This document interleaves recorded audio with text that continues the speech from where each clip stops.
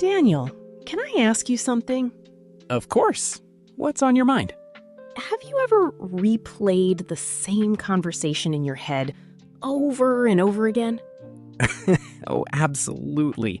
Sometimes I'll say something completely normal, and then 3 hours later I'm thinking, why did I say that? Exactly.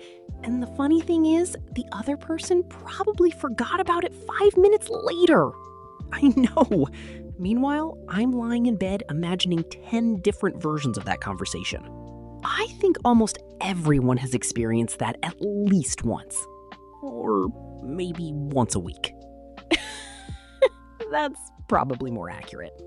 Hello, everyone, and welcome back to Real English Podcast. I'm Anna. And I'm Daniel.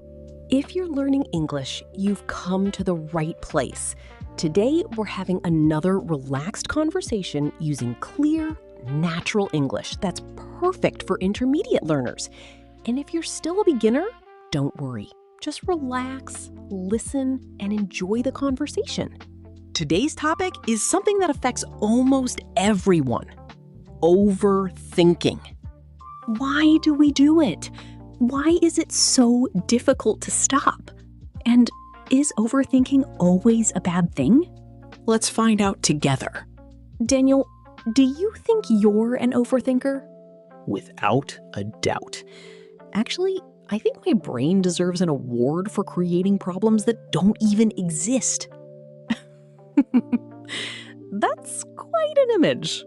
Seriously, last week my boss sent me a message that simply said, "Can we talk tomorrow?" That was it. No explanation, no emoji, nothing. Oh no, I can already guess what happened next. Exactly.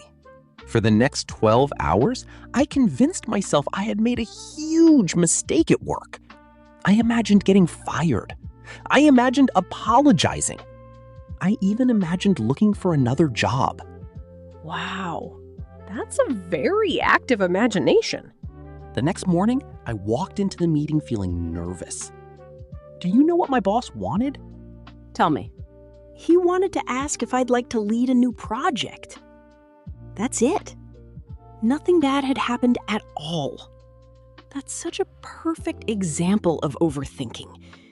Sometimes our minds try to protect us by preparing for every possible outcome. But instead of protecting us, they exhaust us. That's true. And the strange thing is, I knew I was probably overthinking, but I couldn't stop. I think that's because overthinking often feels productive. It feels like we're solving a problem, even when we're not. Exactly. Sometimes thinking becomes a substitute for taking action. I've never thought about it like that. Imagine someone standing at the edge of a swimming pool. Instead of jumping in, they spend 2 hours thinking about how cold the water might be. Meanwhile, everyone else is already swimming. Right. Sometimes the hardest part isn't doing something. It's thinking about doing it. Exactly. That reminds me of when I wanted to start learning guitar. I spent weeks watching YouTube videos about choosing the perfect guitar. I compared different brands, read reviews, watched tutorials. Sounds very responsible.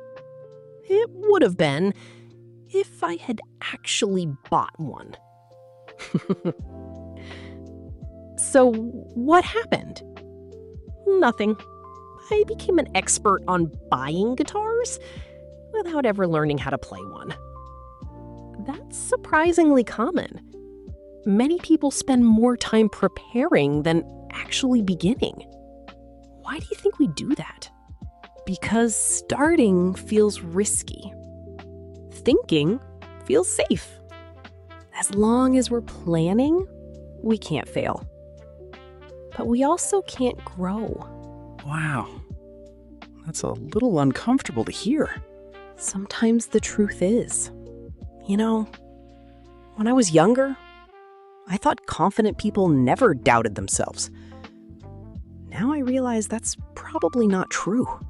I agree. Confidence isn't the absence of doubt. It's choosing to move forward even when doubt is present. That's a beautiful way to put it. Can I ask you something, Anna? Of course. Do you think overthinking is always a bad thing? Not necessarily. I think that's where a lot of people get confused. Really? I thought you'd say yes immediately. Well, imagine you're crossing a busy road. You look left, you look right, you make sure it's safe. That's thinking. It's helpful. Right. Now, imagine you stand there for 20 minutes because you're worried that a car might appear out of nowhere. That's overthinking. Okay, I see the difference now. Thinking helps you make a decision. Overthinking stops you from making one. That's such a simple way to explain it. I've definitely experienced that, especially when I have to make a big decision. Like what? Last year, I wanted to join a gym. I spent weeks comparing memberships. One gym had better equipment, another had cheaper prices, a third one was closer to my apartment. I made lists, watched reviews, even read comments online. Let me guess. You never joined any of them. Exactly. After a month, I was still sitting on my sofa, researching gyms. That's funny. But it's also something many people do. Sometimes we spend so much time trying to make the perfect decision that we never make any decision at all. Do you think social media makes overthinking worse? Honestly, Yes, I do. why? Because we're constantly comparing ourselves to people we don't really know. We see someone's vacation, someone else's promotion, another person's new house, someone getting married, someone starting a business, and suddenly it feels like everyone is moving forward except us. That's true. But we rarely see the difficult moments. Exactly. People usually share their highlights, not their struggles. It's like watching a movie made only of happy endings. That's actually a really good comparison. Thank you. And when we compare our everyday lives to someone else's best moments, we almost always feel like we're falling behind. I remember something that happened a few months ago. Go on. One evening, I was scrolling through social media. I saw an old classmate. He had just started his own company. Another friend had traveled to Japan. Someone else had bought a new car. By the time I put my phone down, I suddenly felt like I hadn't achieved anything, even though nothing had changed in your own life. Exactly. 10 minutes earlier, I was actually having a pretty good day. Isn't that amazing? Sometimes nothing changes except what we compare ourselves to. I've never looked at it that way. Comparison has a strange way of stealing our joy. But isn't comparing ourselves to others sometimes useful? I mean, it can motivate us, can it? That's a fair point. I don't think comparison itself is the problem. Really? No. It depends on how we use it. If someone inspires you to work harder, that's healthy. But if someone's success makes you feel worthless, that's harmful. So, it's the meaning we give to the comparison. Exactly. I like that. Can I tell you a story? Please do. When I was learning to bake bread, my first loaf looked terrible. It was flat. It was heavy. Honestly, It wasn't very tasty either. I appreciate your honesty. I almost gave up. Then I remembered something my grandmother used to say. What was it? She always said, "Don't compare your first chapter with someone else's 20th. Wow. That's beautiful. It stayed with me for years because it's true. We often compare our beginning with someone else's experience. That's never a fair comparison. I wish more people remembered that, especially when they're learning English. Absolutely. Some learners become discouraged because they compare themselves to fluent speakers. But those fluent speakers were beginners once too. That's something I think everyone needs to hear. Progress isn't always obvious. Sometimes you're improving without even noticing. Exactly. Learning a language is a little like watching a tree grow. What do you mean? If you look at it every single day, it seems exactly the same. But come back 6 months later, and you'll be amazed by how much it's grown. I love that analogy. Growth often happens quietly. You know, there's another reason I overthink. What's that? I'm afraid of making mistakes. That's completely understandable. But can I challenge that idea a little? Of course. What if mistakes aren't signs that you're failing? What if they're signs that you're actually trying? I suppose if I never made mistakes, I'd probably never try anything new. Exactly. The people who make the fewest mistakes often take the fewest chances. That's a perspective I needed today. Me too, honestly. Sometimes I have to remind myself of these things as well. We're all still learning. So, Daniel, we've talked about why people overthink. But here's the question everyone wants answered. How do we stop? I was hoping you had a magic button for that. Oh, I wish I did. But I think the first step is surprisingly simple. What's that? Notice when you're overthinking. Most of the time, we don't even realize we're doing it. That's true. Sometimes I'm halfway through an imaginary argument before I realize the argument isn't even real. Exactly. Your thoughts start telling stories, and suddenly those stories feel like facts. That reminds me of something my father used to tell me. Oh? What did he say? He'd smile and say, "Don't believe everything your mind tells you." When I was younger, I thought that sounded strange. Now, I completely understand it. I love that. Our minds are wonderful, but they're not always accurate. Sometimes they're tired. Sometimes they're afraid. And sometimes they're simply imagining the worst case scenario. So instead of asking, what if everything goes wrong? Maybe we should ask, what if everything goes right?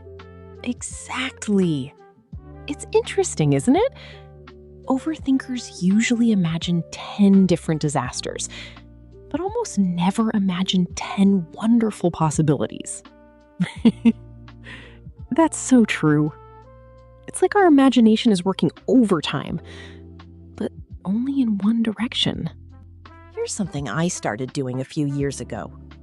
Whenever I catch myself overthinking, I ask one question. I'm listening. Will this still matter 1 year from now? That's powerful. Most of the time, the answer is no.